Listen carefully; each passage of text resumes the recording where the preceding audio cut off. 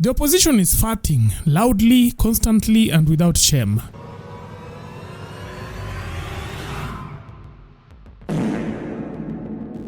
And Fred Matiang'i is being accused of leaving behind the stinkiest one. What?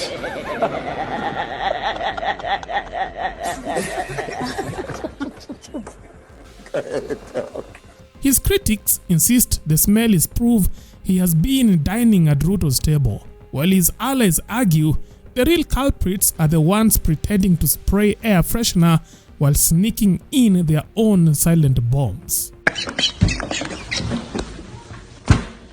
The drama traces back to September 26th, just last week.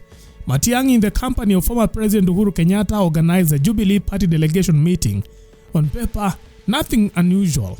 The problem was timing. The meeting happened on the exact same day Martha Karua was holding her own party delegates meeting for her endorsement as a potential presidential candidate in the opposition. Martha Karua is ready. Kenya is ready. And together, with humility in our hearts and unity as our shield, we will not only contest an election, we will reclaim our republic. At Karua's gathering sat opposition heavyweights from Kalonzo Musyoka, Eugene Wamalwa, Rigathi Gachagua, and the rest. But Matiang'i was conspicuously absent, occupied instead with his Jubilee delegates. Wana Jubilee hamjambo!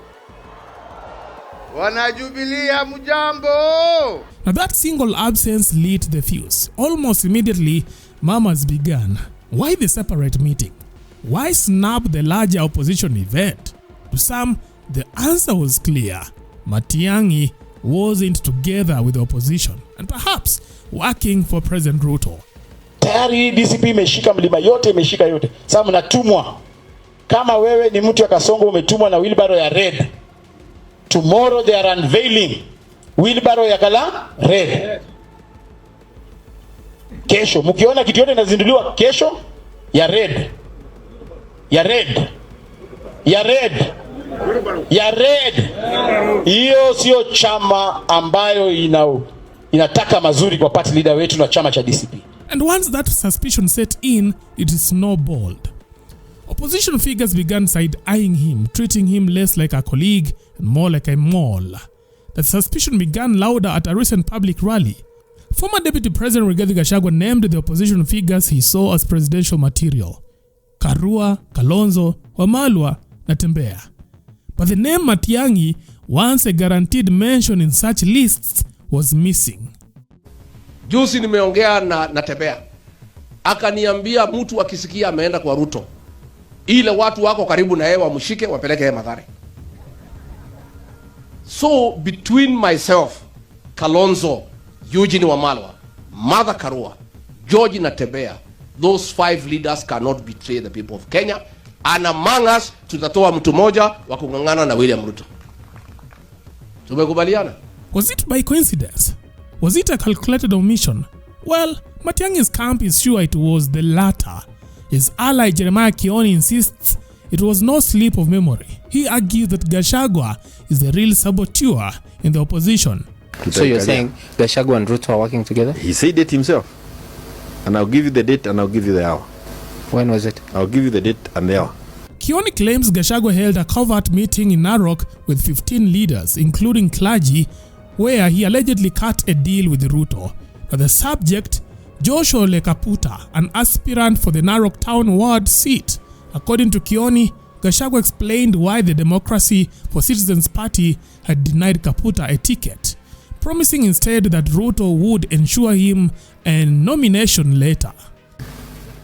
When the DCP was dealing with the candidature of one Dr. Joshua, this is what he told them late in the evening while they were seated in his office, 15 of them. In that room, there were more than 2 pastors. And this statement was told to me by them, including the pastors. Gachagua told them that William Ruto has already sent emissaries to him. And wamekubaliana, panga pande yako na mimi nipange watu yangu. Sanya watu yako na mimi nisanye watu yangu. Tutakuja tukae kwa meza. And he was saying, by that time I'll have the 7 million votes from the Mountain Legion. I'll have the 1 million vote from Kalonzo. And I'll have another 800,000 votes from Matiangi. Matiangi atakuwa amekaa huko Bali. Sasa mimi nitakuwa na zaidi ya nusu ya keki. Na nitagawa. Na nyinyi wa Masai nitawagawia kitu yenyu. And Kioni is telling this wasn't an isolated incident. It was a proof of Gachagua's double game. Those were the words of Rigathi as reported to me. Do you have evidence for this? As reported to me. I have no reason to doubt it. Kioni pushed the point further, warning Kenyans not to be deceived into thinking Gachagua is capable of ejecting Ruto from State House. His caution, Ruto's grand strategy is to lure the opposition into endorsing a Mount Kenya presidential candidate for 2027. If that trap is sprung, Kioni argued Ruto walks back in State House untouched. But I want to say this as I conclude on this topic. If we make a mistake, and this does not mean I'm saying that people don't have their rights. Yeah. This is their own right. If you want to vie, you vie. But if a person vies from Mount Kenya region, that is playing into Ruto's hands direct. That's one statement that is making Gachagua very uncomfortable. And I'm not opposed to his running. But once you are able to split that block, which is what Ruto is doing every single day, he's trying to split the block, then you have given him an expressway for another 15-year term there. But Kioni, and this is and I want to repeat it again, and I know they'll hate me for this.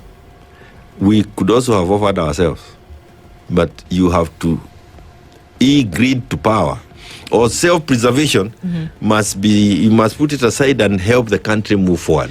We want to move Ruto out. Let us now focus on some of those hard facts. So, as the opposition points fingers over who dropped the stink, Kenyans are left holding their noses. If this is a team meant to stop Ruto in 2027, then maybe the real winner is the guy selling air freshener. And who is the real winner? Your guess is as good as mine.